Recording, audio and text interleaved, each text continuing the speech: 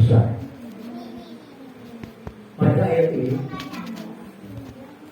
Allah menyatakan bahwa Luqman yaitu memberi nasihat. Kata yaitu atau yang seringkali diistilahkan dengan nasihat perlu saya kutip di antaranya di tafsir Al-Mawardi misalnya, supaya lebih bisa kita petik hikmahnya. Kata yaitu itu disebut yuzkiru wa yu'adzib. Jadi artinya Luqman mengingatkan anaknya dan mengajarkan adab. Ini yang ada di Al-Mawardi. Kemudian kalau di tafsir As-Sa'di misalnya, itu lebih lengkap dikatakan bahwa yaitu nasihat yang disampaikan oleh Luqman kepada anaknya itu adalah dengan pengertian al-amr wan nahy. Jadi nasihat itu dalam bentuk perintah juga larangan. Artinya Bapak Ibu yang dimuliakan oleh Allah Subhanahu wa taala, nasihat kepada anak-anak kita, wabil khusus dalam konteks ini nanti Rian dia kepada putranya, itu adalah dalam pengertian di samping al-amr memerintahkan kebaikan, juga an-nahy melarang untuk berbuat yang munkar, yang tidak disukai Allah Subhanahu wa taala. Ini perlu disampaikan karena ada sebagian teori pendidikan yang menyatakan bahwa sebaiknya anak didik atau anak katakan itu tidak perlu dilarang. Jadi hanya cukup dianjurkan, diperintahkan saja, tidak perlu dilarang. Bahkan katanya tidak perlu diancam, tidak perlu disampaikan bahwa kalau melakukan sesuatu yang tidak baik itu nanti akan ada dampak yang buruk, itu tidak perlu katanya. Tapi dari firman Allah ini, di mana Luqman yaitu memberi nasihat kepada anaknya itu dalam pengertian al-amru wan nahy, memerintahkan anaknya berbuat baik, juga melarang anaknya untuk melakukan sesuatu yang tidak baik. Dan itu al-makruhu bit-targhib wa tahdhib. Perintah dan larangan tadi itu diiringi dengan at-targhib, artinya kalau anaknya menuruti nasihat orang tuanya, menghindari larangan Allah, melaksanakan perintah Allah, maka anaknya diberikan targhib. Kalau dalam istilah populer apa itu? Lawan punishment itu dari wajib. Jadi kata yaitu melarang dan memerintah itu sebisa mungkin diiringi dengan at-targhib, reward tadi. Juga at-targhib, punishment. Jadi anak harus tahu bahwa kalau melaksanakan perintah Allah, menjauhi larangannya, itu mendapat reward.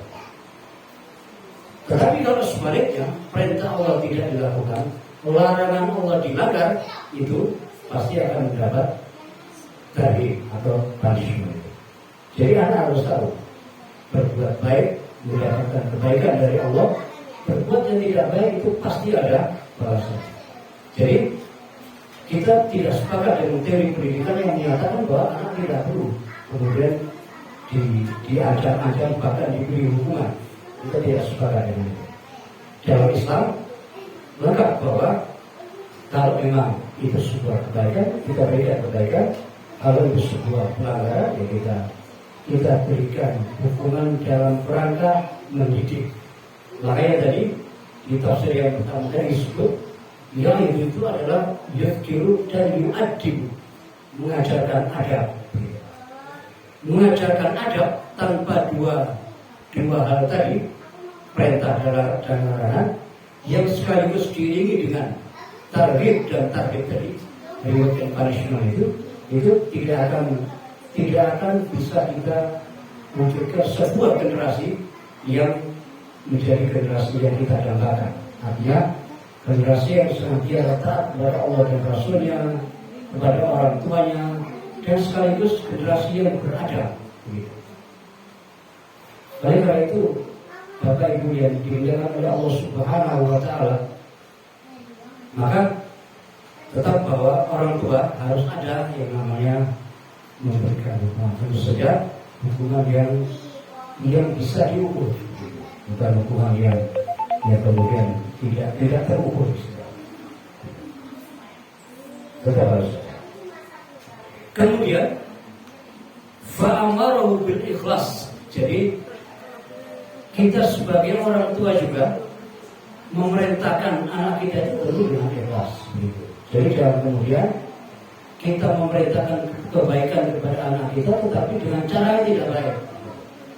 Misalnya memperintah sholat tapi dengan kalimat-kalimat atau bahasa yang tidak mendidik.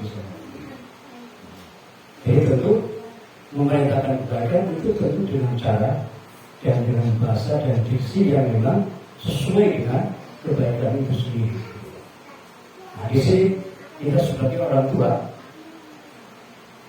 diajarkan agar kita mendidik anak kita itu dengan ikhlas sebisa mungkin, dan itu harus kita usahakan bersama.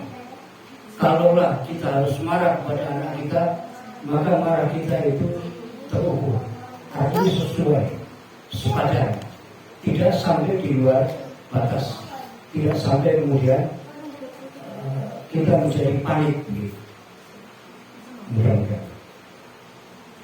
Kemudian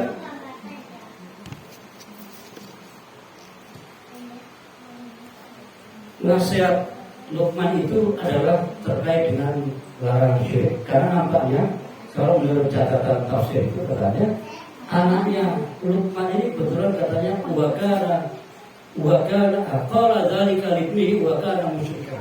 Jadi kenapa Luqman sampai kemudian menasihati anaknya agar tidak syirik? Karena nampaknya anaknya ketika itu musyrik, dia dalam kondisi syirik, sehingga harus disampaikan nasihat itu. Jamaah yang berbahagia, Bapak Ibu yang dimuliakan oleh Allah Subhanahu wa Ta'ala, nasihat ini adalah gambaran nasihat orang tua terkait dengan hal-hal yang sifatnya tauhid atau akidah. Jadi pendidikan orang tua kepada anak-anak kita, di antaranya nanti Rian dan dia kepada putranya Hamzah Al-Syakir Al-Fatih, itu pendidikan atau nasihat yang terkait dengan tauhid atau akidah ini menjadi sesuatu yang mendasar, gitu. Kenapa? Karena dengan pendidikan dan nasihat-nasihat yang terkait langsung dengan persoalan akidah, teologis, itu nanti mendasari setiap sikap dan perilaku anak-anak dan turunan kita semua, insya Allah. Karena apa? Dengan pemahaman teologi yang benar, akidah yang benar, karena kita tahu bahwa ada dua aspek teologis yang harus benar-benar menjadi perhatian kita semua, termasuk orang tua. Wabil khusus dalam kaitan ini adalah anak berdua, juga nanti Zaki dan Jiwa, insyaallah bismillah. Harus diingat bahwa kalau rububiyah, pemahaman tentang bahwa Allah atau Tuhan itu pencipta, itu semuanya orang tahu. Kita ingat bahwa di era jahiliyah, kaum kafir Quraisy itu mereka kenal betul siapa Allah itu. Tapi mereka tetap dianggap sebagai kafir Quraisy yang musyrik itu. Kenapa demikian? Karena teologi mereka, pemahaman teologis mereka itu sebatas rububiyah, sebatas bahwa mereka tahu pencipta itu Allah. Mereka paham bahwa yang mengatur alamnya Allah, sebatas itu. Tidak kemudian berkembang pada teologi berikutnya, yaitu aspek berikutnya, yaitu yang disebut dengan uluhiyah, di mana bahwa keyakinan kita terhadap Allah Subhanahu wa Ta'ala, Tuhan semesta alam itu, pencipta alam, pemelihara dan seterusnya, itu harusnya menumbuhkan ketaatan dalam bentuk beribadah, sujud kepada Allah Subhanahu wa Ta'ala. Itu baru kemudian seseorang itu atau generasi kita bisa disebut sebagai orang-orang atau generasi yang mukmin dan muslim sesungguhnya. Sebab kalau sekedar yakin bahwa Allah itu Tuhan, maka dulu orang musyrik jahiliyah itu disebut orang kafir. Kalau bilang jadi artinya bahwa nasihat kita, pendidikan kita itu bukan sebatas pengenalan bahwa Allah itu hanya sekedar pencipta, dan tidak sampai bahwa Allah yang Maha Pencipta itu harusnya diibadahi, harusnya ditaati dalam setiap aspek ibadahnya, sholatnya, puasanya, zakatnya, hajinya, dan setiap aspek kehidupan dalam hal-hal yang sifatnya keduniaan. Bahwa kemudian misalnya seorang anak atau anak didik harus mengerjakan ibadah, sholat, zakat, puasa, dan haji, tapi juga kemudian ibadah yang sifatnya amat juga harus difahamkan kepada anak didik kita dan mungkin anak-anak didik kita. Artinya bahwa ketika tauhidnya sudah benar sesuai dengan konsep yang dikehendaki oleh Allah Subhanahu wa Ta'ala, yang tentu menumbuhkan ibadah kepada Allah Subhanahu wa Ta'ala, maka tentu saja ibadah yang dimaksud bukan sekedar yang sifatnya makhluk, yang sifatnya ritual itu, tapi itu menumbuhkan sikap hidup yang memberikan rasa aman dan damai, apa yang disebut dengan bahwa Islam itu rahmatan lil alamin. Kemudian yang terakhir adalah bahwa dari konsep berakidah yang benar, yang menumbuhkan ibadah dengan benar pula, baik yang sifatnya aman ataupun makhluk, maka semua itu nanti berujung kepada apa yang disebut dengan akhlakul karimah. Jadi sejatinya akhlakul karimah itu bukan bagian yang terpisah dari akidah syariat baru akhlak, tetapi sejatinya bahwa akhlak yang mahmudnya itu adalah merupakan buah dari konsep berakidah yang benar dan beribadah baik yang aman ataupun mahmud itu juga sesuai dengan aturan Allah Subhanahu wa Ta'ala. Maka nanti baru akan melahirkan anak-anak dan generasi yang berakhlakul karimah, akan tahu bagaimana cara menempatkan diri ketika kepada orang tua, cara memposisikan diri ketika kepada guru, dan seterusnya. Jadi dia tahu di mana harus menempatkan diri. Dia mengerti bagaimana dia harus berbicara kepada orang tua misalnya. Karena begini jamaah yang berbahagia, pada ayat ini di mana dikatakan wal qala luqmanu libnihi wa huwa yad'u, kemudian ya bunayya, di dalam tafsir yang saya sebut tadi, kata bunayya itu memang dia merupakan tasbih, tetapi sejatinya yang dimaksud adalah tarkib. Tarkib itu artinya Luqman memanggil anaknya dengan panggilan yang lembut, yang halus gitu. Jadi kalau kita kira-kira putraku, anakku gitu, apalagi itu yang bahasa baik panggilan untuk anak-anak kita, bukan kemudian dengan panggilan yang dibuat batas akhlak misalnya gitu. Itu yang dimaksud dengan sebutan nenek.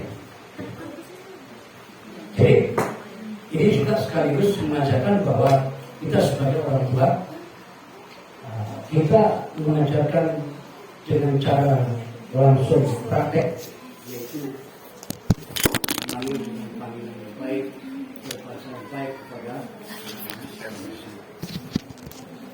Bapak Ibu yang berbahagia.